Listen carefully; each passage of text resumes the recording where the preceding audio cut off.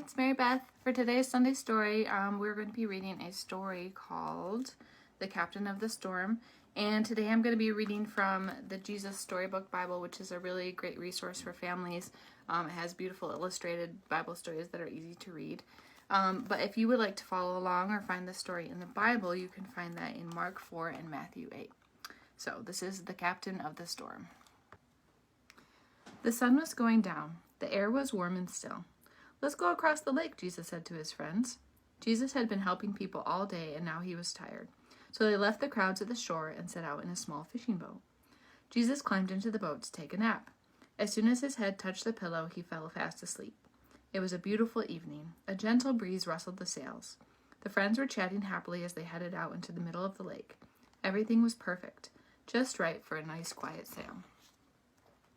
They were only about halfway across when out of nowhere, whirling wind swept across the lake, fierce and strong, like a hurricane. A blinding flash of lightning lit up the sky.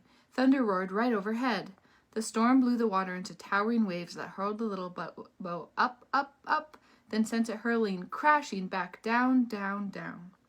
The fishing boat was blown and buffeted and tossed and turned, back and forth and up and down, and left and right and round and round.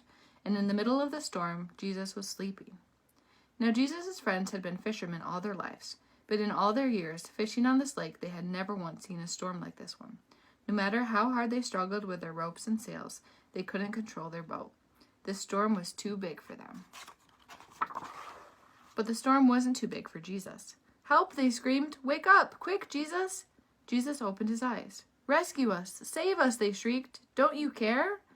Of course Jesus cared, and this was the very reason he had come, to rescue them and to save them. Jesus stood up and spoke to the storm. "Hush," he said. That's all. And the strangest thing happened. The wind and the waves recognized Jesus' voice. They had heard it before, of course. It was the same voice that made them in the very beginning. They listened to Jesus and they did what he said. Immediately the wind stopped. The water calmed down. It glittered innocently in the moonlight and lapped quietly against the side of the boat as if nothing had happened. The little boat bobbed gently up and down. There was a deep stillness and a great quiet all around. Then Jesus turned to his wind-torn friends. "Why were you scared?" he asked. "Did you forget who I am? Did you believe your fears instead of me?" Jesus' friends were quiet as the wind and the waves, and into their hearts came a different kind of storm.